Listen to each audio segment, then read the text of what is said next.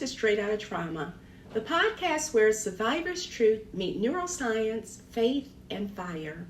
I'm your host, Shauna Chavis, trauma educator, speaker, and a voice awakening.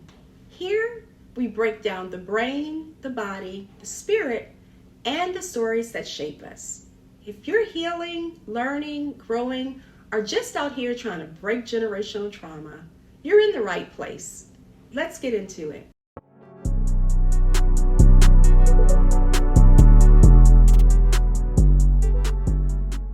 You ever have a moment where nothing is happening, but your body is acting like everything is happening?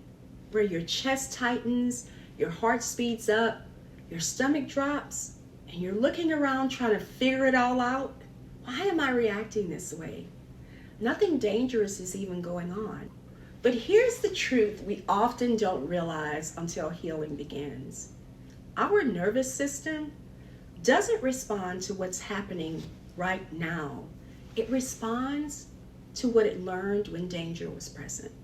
So, our nervous system doesn't react to the moment, it reacts to the memory. Not the conscious memory, the ones stored in our body. You see, trauma rewires our nervous system. It teaches our brains certain lessons, not because they're true, but because they were once necessary. It teaches our brains things like danger can happen at any moment, love is unpredictable, people can switch on you, silence is not safe, shouting means harm, chaos feels familiar, and calm feels suspicious.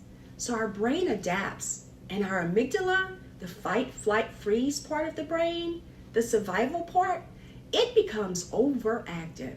It stays alert, it stays watchful, it stays ready. And at the same time, the prefrontal cortex, the part of our brain that helps us to slow down, to reason, and to stay grounded, it becomes downregulated. So, your body stays on edge, it's ready to run, it's ready to freeze, it's ready to protect. And what that means is, even years after trauma, our nervous system can respond as if the danger is still happening, even when we are safe now. This can show up in everyday moments like jumping when someone raises their voice, or even feeling sick before a difficult conversation, shutting down emotionally during conflict, or replaying everything you said over and over.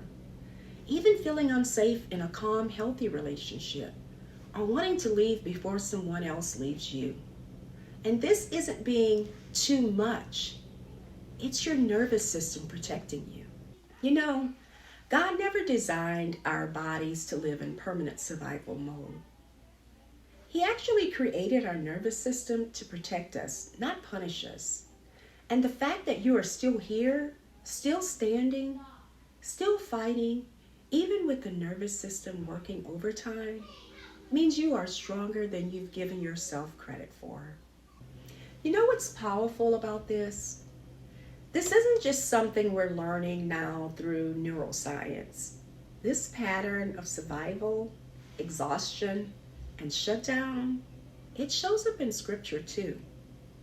Long before we had language like fight, flight, or freeze, the Bible was already showing us what happens to the body and spirit after prolonged stress and threat.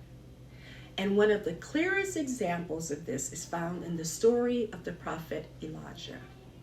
The prophet Elijah had just come through a major victory. He had confronted the false prophets. He had witnessed God moved powerfully. He had endured threat, pressure, and fear for a long time. And then after all that, Elijah runs. He ends up alone, exhausted, and overwhelmed. So overwhelmed that he asks God to take his life. Now, here's what matters. God doesn't rebuke Elijah. He doesn't shame him. And he doesn't say, why don't you just have more faith? Instead, God meets Elijah exactly where his nervous system is. Elijah falls asleep and God lets him rest. Then God feeds him. And then, after his body is restored, God speaks to Elijah in a still, small voice. And that's not accidental. When someone has been living in prolonged stress or danger, the survival part of the brain stays activated. The thinking, reasoning part, the prefrontal cortex, it becomes downregulated. And until the body feels safe again, it can't process instruction, direction, or correction. God didn't start with a sermon. He started with regulation. He started with rest. He started with food. He started with safety. And only after Elijah's nervous system had settled did God speak to his spirit. And that tells us something important. Sometimes what we call spiritual weakness is actually nervous system exhaustion. Sometimes the most faithful thing we can do is rest. Sometimes healing doesn't start with prayer or answers. It starts with your body finally feeling safe enough to breathe. God understands the nervous system. He created it, and even He is gentle with it. So if you're ever feeling tired, on edge, or even shut down, you're not failing. You might just be in the same place Elijah was. And the same God who met Elijah in his exhaustion is meeting us in ours. Thank you for listening to Straight Outta Trauma.